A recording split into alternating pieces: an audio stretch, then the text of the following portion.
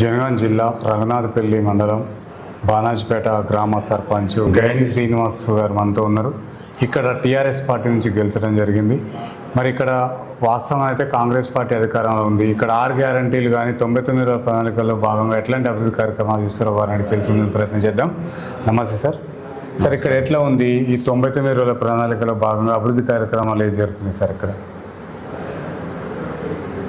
99 అంటే ఇక మామూలుగా అన్ని మౌలిక సదుపాయాలు కానీ అదే పచ్చదనం, పరిశుభ్రత, గ్రామాలల్లో చెత్త సేకరణ, తడి చెత్త, పొడి చెత్త వేరు చేయాలి.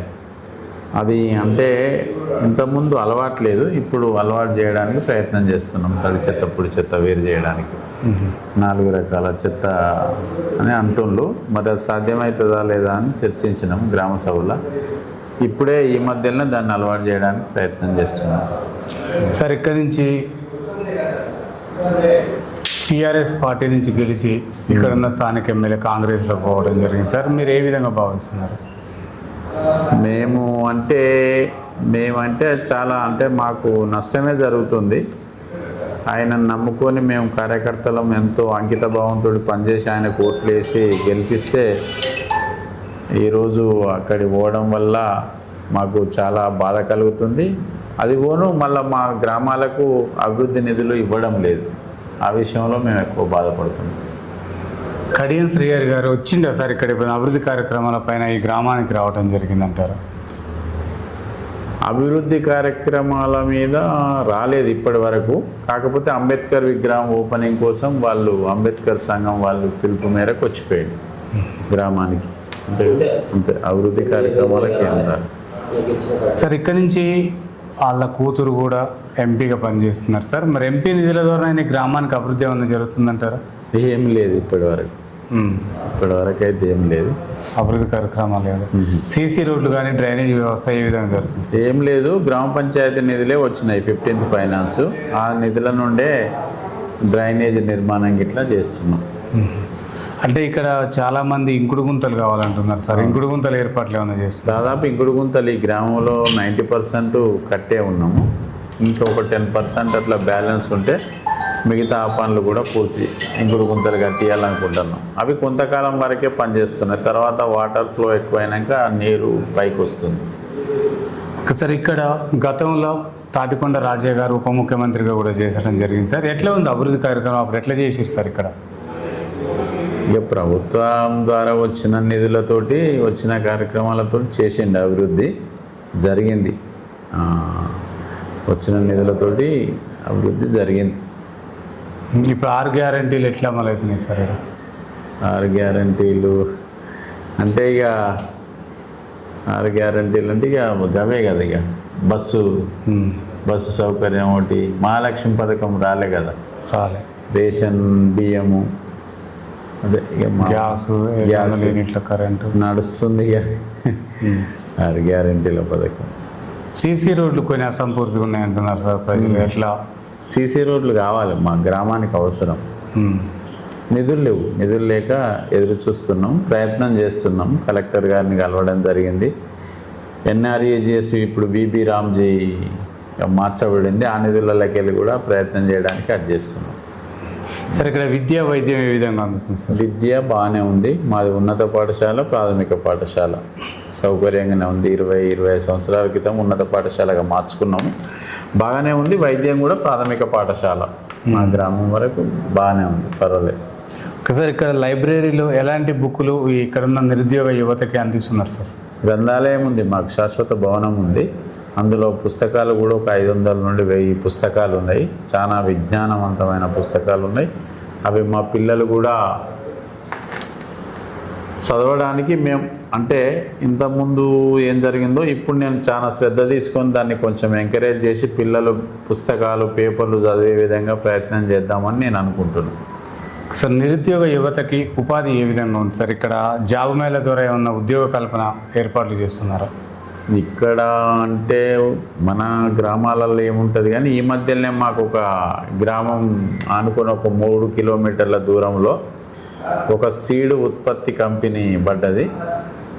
దాంట్లోకి మా గ్రామం నుండి ఒక 30-40 మంది నిరుద్యోగులు పనికి వెళ్తున్నారు, ఉపాధి దొరికింది. ఆ సీజన్లో మాత్రం లేబర్కు ఒక 500 నుండి 1000 మంది వివిధ గ్రామాల నుండి కూడా వారికి కూడా పని దొరుకుతుంది. ఒకసారి ఇక్కడ రైతులకు సకాలంలో యూరియా అందట్లేదు, యాప్ అర్థం కావట్లేదు అంటున్నారు సార్. చిన్న మొబైల్స్ ఉన్న వాళ్ళకి చాలా ప్రాబ్లం అవుతుందంట. గ్రామ పంచాయతీ ద్వారా ఏమన్నా వాళ్ళకు సరైన సమయానికి అందే విధంగా ఏర్పాటు చేస్తున్నారా సార్? యూరియా అంటే ఇప్పటి వరకు అయితే మాకు ఏ ఇబ్బంది రాలే, మామూలుగా దొరుకుతుంది, షాపులలో పోయి తెచ్చుకుంటాం, యాప్ ద్వారా కూడా తెచ్చుకుంటాం, అట్లాంటిది ఏం లేదు.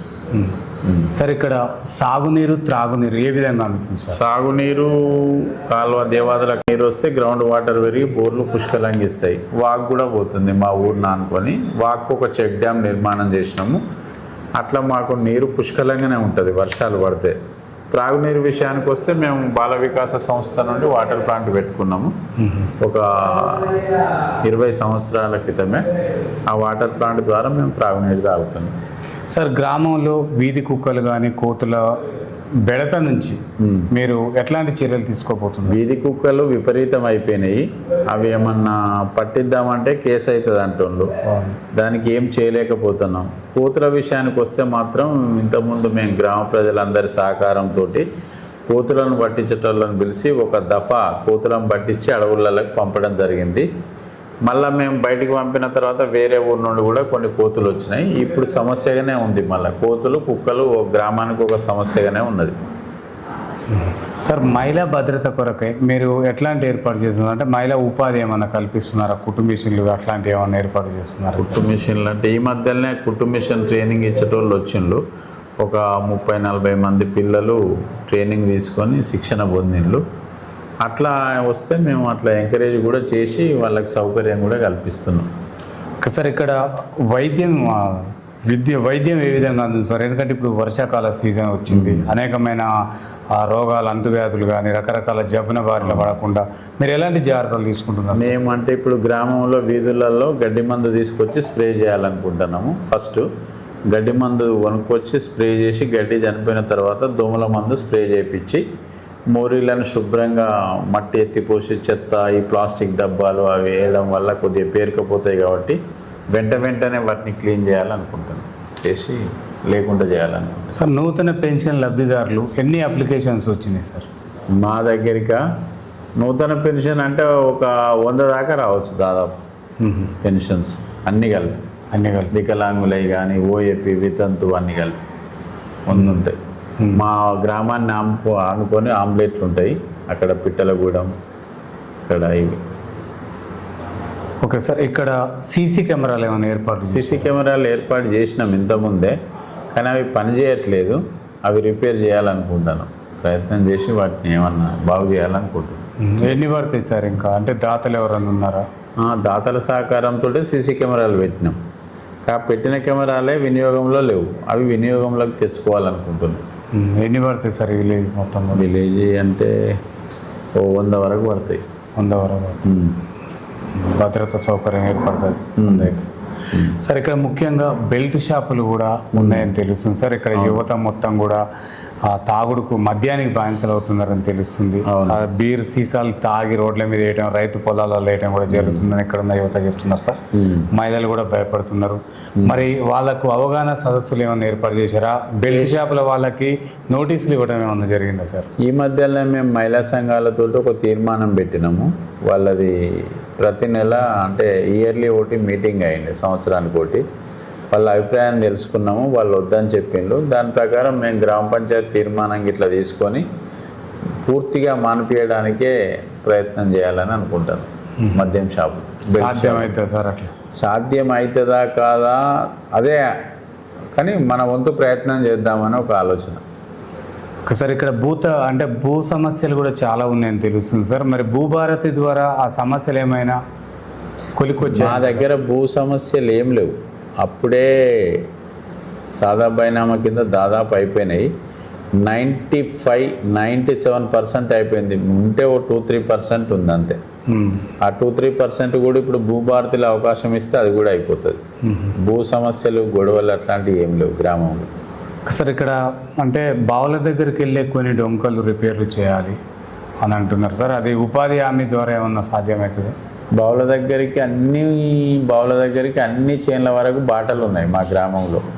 బాటలు లేకున్నా కానీ మేము చివరి ఆయకట్టు రైతు వెళ్ళేంత వరకు కూడా బాటలు తీసుకున్నాం. రైతులకు ఎంకరేజ్ చేసి వాళ్ళని ఎడ్యుకేట్ చేసి బాటలు తీపించినాం మ్యాక్సిమం. కాకపోతే 1-2 చోట్ల లేవు కావచ్చు, అవి కూడా అవుతాయి. సార్, పంట మార్పిడి విషయంలో రైతులకు అవగాహన సదస్సులు ఏమైనా ఏర్పాటు చేశారా? పంట మార్పిడి అంటే అదే దిగుబడి లేక పంట మార్పిడి అంటే కూరగాయలు పండించేది. ఇక్కడ నుండి ఒక DCM ఒక లారీ లోడ్ పోయేది, ఏది మన హైదరాబాద్. అక్కడ అది ఉంటుంది కదా కూరగాయలు, పోతే అక్కడ రేటు ఉండకపోయేది. రేటు ఉండక అక్కడ దాచుకోవడానికి గోదాములు ఉండేవి. వాళ్ళు ఎంత రేట్ అంటే అంత రేటుకి ఇచ్చి వచ్చేది. అట్లా లేదంటే కింద వారబోసి వచ్చేటోళ్ళం. అట్లాంటిది మేము ప్రత్యామ్నాయ పంటల మీద పోతే నష్టం జరుగుతుంది కాబట్టి పండిస్తలేరు. ఇప్పుడు పంట పండిస్తలేరు, కూరగాయలు ఎవరు పండిస్తలేరు. ఇప్పుడు కోతుల బాధ అయింది, అంతకుముందు రేటు గిట్టుబాటు లేకనే పండియాలి. సరే, పథకాలంటే ఇక మామూలుగా టీఆర్ఎస్ ఏంటంటే మొత్తం త్రాగు సాగునీరు మీద దృష్టి పెట్టింది. కాంగ్రెస్ ఈ ఉచిత పథకాలు, ఉచిత బస్సు ప్రయాణం, ఒకటి ఉచిత కరెంట్ అయితే వృధా అండి. అనవసరంగా పెట్టి బడ్జెట్ ఇబ్బంది పెట్టుడు తప్ప దానివల్ల వచ్చింది ఉపయోగం ఏం లేదు. దాని బదులు విద్యా వైద్యం మీద పెట్టుకుంటే బాగుంటుందని మా ఆలోచన. ఎందుకంటే ఇప్పుడు ఉచిత బస్సు పెట్టుట్లా అవసరం లేని వాళ్ళు కూడా చిన్న పని కూడా ఉచితంగా హైదరాబాద్ వేస్తున్నారు. అట్లా విపరీతంగా రష్ పెరగడం వల్ల ఉపయోగం అయితే లేదు. అది ఎవరు ప్రజలు కోరుకోలే. ఉచిత బస్సు కావాలి, ఉచిత కరెంట్ కావాలని కోరుకోలే. అంటే రైతులకు బావుల దగ్గర ఉచిత కరెంట్ ఇవ్వనగానే ఇళ్ళది ఏమని చెప్పలేదు. దాని బదులు విద్య వైద్యం ఇంకా మెరుగుపరిస్తే బాగుంటుందని ఆలోచిస్తాను. సార్, ఇక్కడ కొంతమంది సోమరిపోతులను తయారు చేసినట్టు కూడా అవుతుంది. వీటి వల్ల ఉచితాలు వద్దు. ఉచితాలు దాదాపు తీసేయడమే బెటరు. లేదంటే ఇంకో 10 ఏళ్ళు 20 ఏళ్ళు ఇదే ఉచితాలు ఇచ్చుకుంటా పోతే ఎవరు పని చేయకుండా అవుతారు. ఇప్పుడు ఒక రైతు వ్యవసాయం చేయాలంటే లేబర్ పనికి ఎవరు వస్తలేరు. వారికి అన్ని సౌకర్యాలు ఉంటున్నాయి కాబట్టి ఎవరు వస్తలేరు. 1000 రూపాయలు ఇద్దామన్నా ఒక మనిషి గ్రామంలో దొరకట్లేదు. జనగాంలో అది అడ్డ మీద బోలెడు మంది ఉంటారు. అసలే వలసపోతాను, గ్రామాలలో లేరు. 50% డంప్ అయిండ్రు. ఆ ఉన్న 50%లో ముసలోళ్ళు, ఇంటికి 2 ఏజుడు వాళ్ళు తప్ప యువకులు ఎవరు లేరు. అట్లా ఇబ్బంది అవుతుంది. ఉచితాలు అనేది వద్దనే నేను అంటున్నా. సార్, నర్సరీ ద్వారా ఎలాంటి మొక్కలు నాటారు? ఇంటింటికి ఆ మొక్కల పంపిణీ కార్యక్రమం. వర్షాలు లేక పాతలేదు.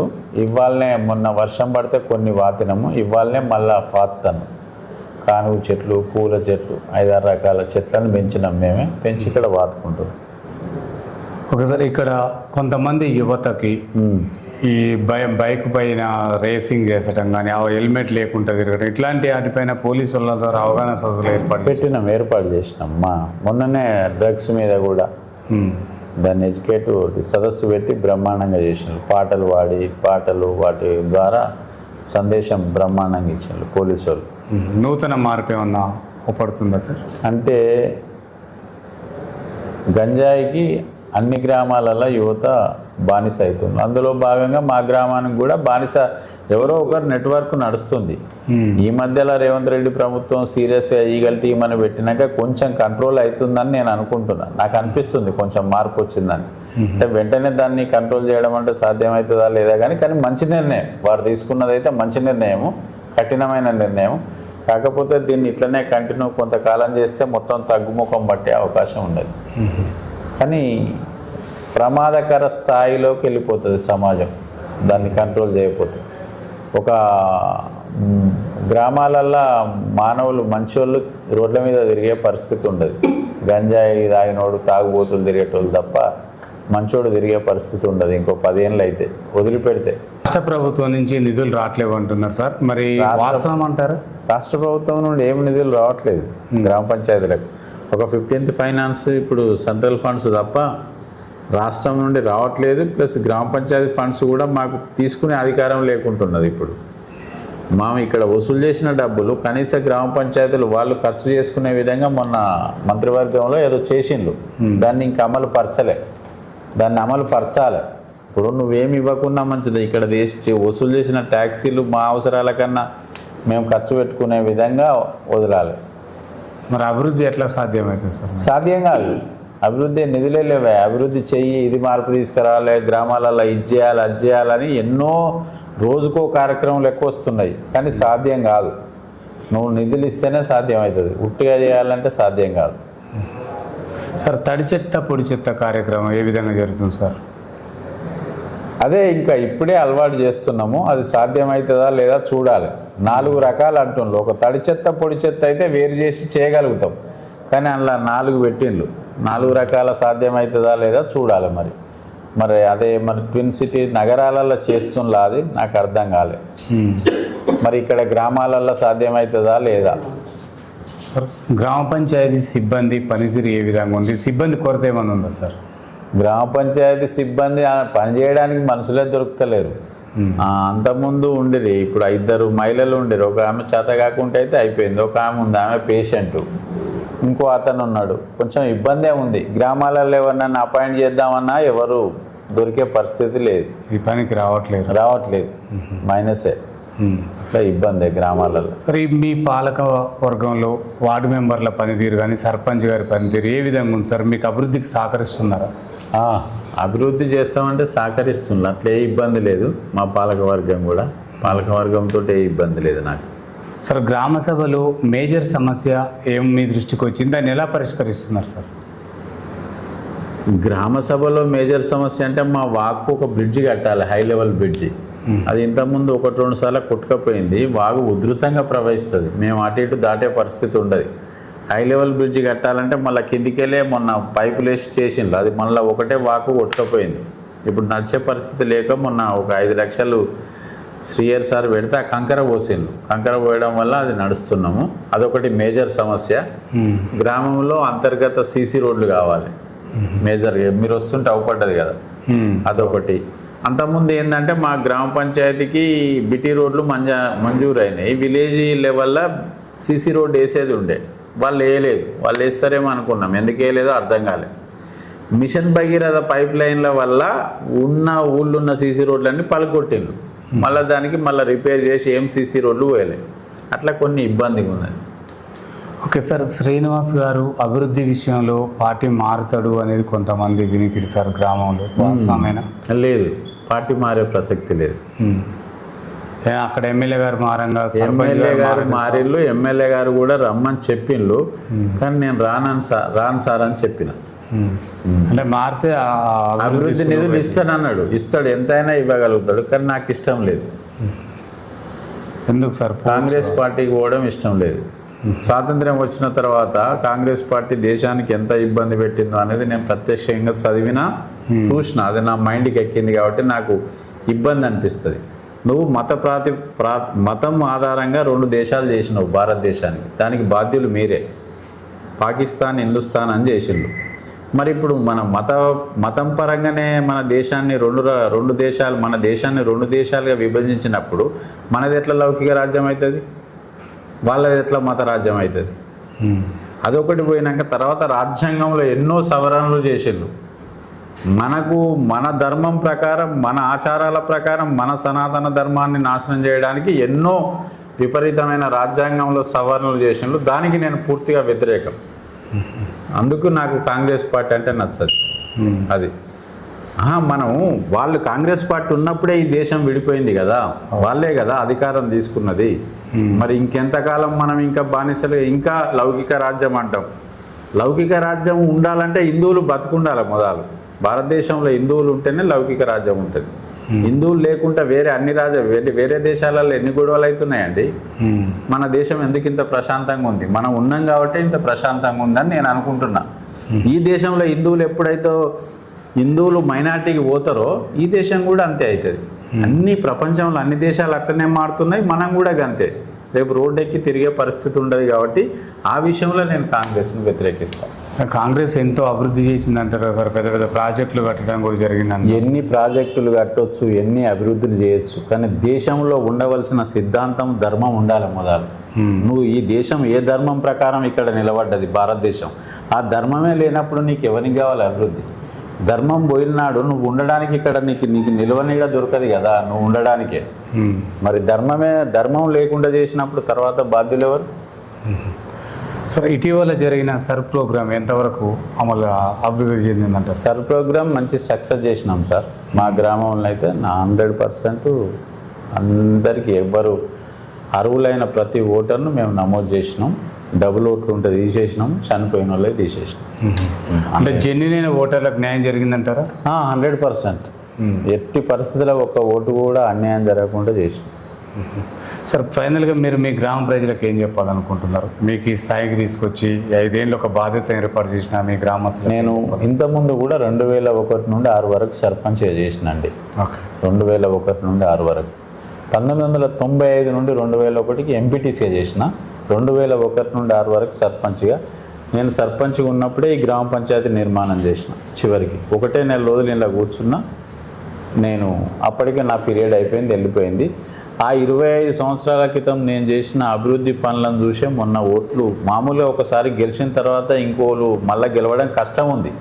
నేను ఫీల్డ్కు దిగినాక తెలిసింది నాకు ఎంత ఇబ్బంది అనేది.